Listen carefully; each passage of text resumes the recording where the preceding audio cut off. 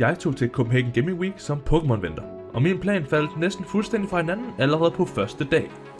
Men jeg havde en idé, som ingen andre havde, og den viste sig faktisk at være vigtigere end alle de kort, jeg havde med. Spørgsmålet er bare her bagefter. Var det værd? Hej, mit navn er Nikolaj, og det her var allerførste gang, jeg prøvede at være en venter til et kortshow. Jeg var kæmpe Pokémon-fan som barn, men som mange andre faldt det fra, da jeg kom i teenageårene. Så skete det dog i sommeren 2024, at min søster gav mig en Silver Tempest boosterpakke. Jeg åbner den, og trækker mit første full art nogensinde. Trainer Gallery Flaffy med Elisa, men i det øjeblik det gik op for mig. Pokémon havde ændret sig. Det har full arts, illustration rares, special illustration rares, og de alle sammen ser så ufattelig seje og fede og flotte ud. Og det var nok der, at det gik op for mig. Jeg blev fanget igen. Oh ja, nu er jeg nok fanget for livet. Mit mål for Copenhagen Gaming Week var egentlig simpelt. Jeg skulle tjene minimum det tilbage, som det kostede mig at skulle være der i første omgang som en sælger, og at få et ordentligt ægte førsteholdsindtryk af, hvordan det er at være en venter i en hobby, man faktisk elsker og nyder at være i. Men jeg havde faktisk også et tredje mål. Jeg var begyndt at indgravere Pokémon binders, og jeg kunne ikke finde nogen i Danmark, der gjorde det. Jeg synes, det var mega skægt. Så mit spørgsmål var, er der et hul i markedet her? Så før dagen, så går jeg jo i tænkeboksen og skal forberede mig. Den første store beslutning var, skulle jeg sælge min egen personlige samling? Så jeg gik igennem alle mine mapper, og jeg tænkte sådan lidt, jeg ved, at det her kort vil være meget populært, men jeg er virkelig, virkelig glad for det. Så i sidste ende, så var der kun én map, jeg kunne tillade mig at skille mig af med. Og det var min First Edition Neo Series kortmappe. Og det var kun fordi, at de dyreste kort i det sæt, har jeg ikke købt nogen af endnu. Og de er blevet sindssygt dyre, siden jeg startede. Altså, det er ufatteligt, hvor dyre de er blevet. Så jeg vil stærkt anbefale jer alle andre samlere. Køb de dyreste først. Du ved ikke, hvad der vil ske, og du kan nemt ende med at blive outpriced, og ikke have råd til dem alligevel. Det er det, der skete for mig her. Men det er ikke nok. Så derefter så går jeg så på Card Market, og så køber jeg en hel masse illustration rares for over 3.000 kroner. Og det er fordi, at mit gæt også var lidt, at kort ligger de der 20-50 kroner i prisleje, er måske et behageligt sted, hvor man kan få rigtig mange flotte kort til en behagelig pris. Som jeg tænker rigtig mange godt kan lide at gøre, ligesom mig selv.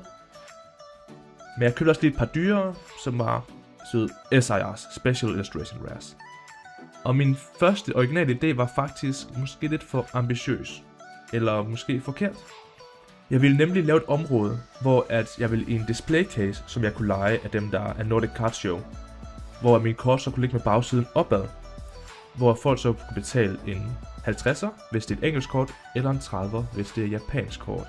Hvor man så er garanteret en illustration rare. Og så havde jeg valgt, at der skulle være 5% chance for en special illustration rare. Og jeg gad prøve at sammenligne det med, hvis man købte en normal boosterpakke.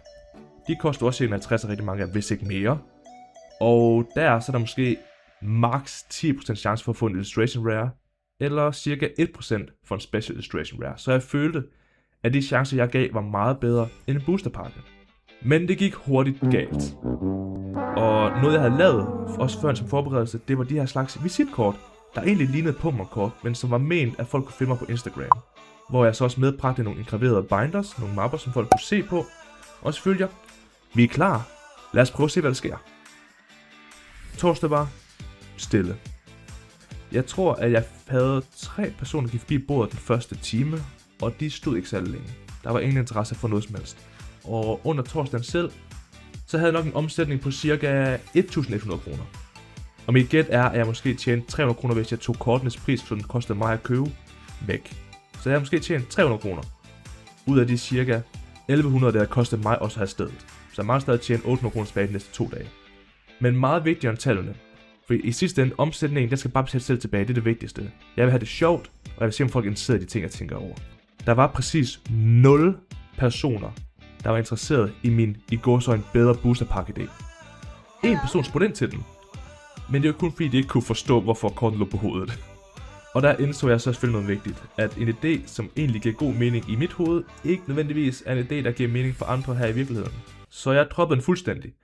Jeg vendte alle kortene om, som jeg kunne se dem, og jeg prissatte dem normalt. Og det var 100% den rigtige beslutning, for jeg følte selv, at der skete mere, efter folk kunne bare købe de kort, de gad have til den pris, den stod til. Og torsdag minder mig også om noget, som jeg selvfølgelig allerede vidste i forvejen, men at min styrke ligger ikke som sådan i at være en aktiv person, der snakker med alle mulige forskellige mennesker. Fordi jeg er en indadvendt person, jeg er en introvert. Og jeg skal aktivt tænke og prioritere at snakke med andre. Det kommer ikke naturligt for mig. Men jeg synes, det er fedt. Jeg kan godt lide det, men jeg bliver også hurtigt træt og drænet af det. Så jeg skal bare lige huske at blive ved og minde mig selv om. Og jeg følte sådan en slutning af torsdagen. Var det her en god idé? Nu sidder jeg og bruger 3 dage, hvor jeg har 8 timer hver dag. Jeg er allerede meget træt. Og jeg følte egentlig ikke, der skete så meget. Der var ikke mange mennesker at snakke med. Men alle siger, at fredag og lørdag bliver meget bedre, så jeg håber på det bedste. Men jeg havde ikke den bedste førstehåndsindtryk der. Så kommer fredag. Fredag omsatte jeg for cirka det samme faktisk igen. 1100 kroner. Men stemningen var helt anderledes. Fredag var meget federe end torsdag. Størstedelen samlede på den her slags Pokédex binder, hvilket er en sjov, spændende fed idé. Det har jeg selv tænkt mig at gøre på et tidspunkt, men jeg er ikke helt klar, når vi har en anden samling, jeg gerne vil prøve at samle på. Men det er også her om fredagen, når folk begyndte at spørge ind til mine binders, de her mapper, som jeg har indgraveret. Og det var faktisk især andre vendors, altså sælgere, som blev nysgerrige og rigtig godt kunne lide ideen. Og udover det, så var det også her om fredagen, at jeg lavede min første trade. Det var faktisk så spændende, at jeg har helt glemt, hvilket kort det var, der talte om. Jeg ved ikke, hvilket kort jeg faktisk havde tradet for hvilket kort. Det har jeg fuldstændig glemt. Og det burde jeg måske have taget nogle billeder af. Men der er ikke været nogen køb endnu. Så kommer vi til lørdagen, som alle siger, det er den bedste dag, fordi der er mange, der er fri for arbejde og mange har mere tid til at gøre det. Og de havde ret. Lørdag var fuldstændig vanvittig. Omsætning? Ja, kun 1.500 kroner. Det er ikke så meget mere. Og jeg tænker med de her 3 omsætninger, hvis jeg fjerner mine egne bekostninger væk, så har jeg måske gået 0 i 0, fordi det koster også penge at skulle rejse derhen hver dag. Jeg bor i Lyngby, så det er noget rejsekort frem og tilbage med toget og metro. Og så skal jeg også have mad. Så jeg tænker i sidste ende, så har jeg måske tjent 0 kroner. Men jeg har også mistet 0 kroner. Men så har jeg fået en masse spændende tid og energi, og mange venskaber, andre mennesker, jeg kan lide at snakke med, så jeg har fået rigtig meget andet ud af det, hvilket jeg er super taknemmelig og glad for. Men her om lørdagen, så var der meget mere til historien. Der er sket mange trades, jeg købte faktisk ting, hvilket var spændende. Og så gjorde jeg også noget, jeg synes, der er vigtigt, at alle skal være opmærksom på, og det er smart at gøre. At når du går til en sælger og siger, at du gerne vil sælge dine ting til dem, og det giver dig en procent på, hvad de er villige at købe det for, spørg flere vendors. Spørg flere af dem, hvad de gider at købe de kort for. Og eventuelt hvilken pris de gider at sætte dem til, fordi alle vil sætte dem til forskellige priser og forskellige procenter. Derfor altid spørg, jeg vil i hvert fald sige 3-5 personer. Det foreslår jeg meget gerne. Og jeg oplevede måske, at ved alle jeg sagde det til, så var det nok kun en tredjedel, der kom tilbage igen. Jeg synes også, at generelt set, så var der næsten konstant aktivitet. Der var ikke så meget der ved mit bord, fordi at det var ikke den fedeste lokation. Men der var mange mennesker rundt omkring. Det var rigtig fedt. Og de fleste mennesker, de så igen samlinger, som jeg sagde tidligere, Pokédex. Der var master sets, især på 151 og Phantasmal Flames. Det var de 2, jeg hørte mest. Eller hvis man bare samlede på søde kort, flotte kort, seje kort. Prøver bare masser af full arts. Engelsk, japansk, vintage. Alle havde deres egen ting kørende, og det var spændende at høre, hvad folk gider snakke om. Og hvad folk gider samle på. Succes her, det var opmærksomhed på mine engraverede binders. Jeg lagde mærke til, at der er et hul i markedet her i Danmark. Og den vil jeg gerne prøve at gøre mit bedste for at udfylde. Både, så man kan sige, at min hobby kan betale sig tilbage, fordi jeg købte sådan en lasermaskine, som er ret dyr. Men også, at folk, der gerne vil have en mappe engraveret, de har nu muligheden for at få det til at ske. Var det værd? Ja. På grund af, at jeg havde det skideskægt. På grund af, at det føltes ikke som et arbejde. Der var rigtig mange sjove mennesker, skønne mennesker. Man kan snakke sin hobby. Det var så fedt. Der er kun én ting, jeg synes, der er vigtigt at sige omkring min oplevelse ved Copenhagen Game Week, som måske har haft en uheldig effekt, men det er svært at sige, fordi det er min første gang. Hvorfor fik jeg et bord helt over i hjørnet? Man! Ja, okay. Hvis du synes, at det her var en spændende eller hyggelig, nuanceret og interessant video, så må du meget gerne lige give en like, give en kommentar, og give mig et følg her på YouTube. Og please også på Instagram, så jeg kan se, at det her er noget, som måske kunne blive til noget større. Jeg ved det ikke. Jeg prøver det en smule, og jeg håber, at det er noget, I kan lide.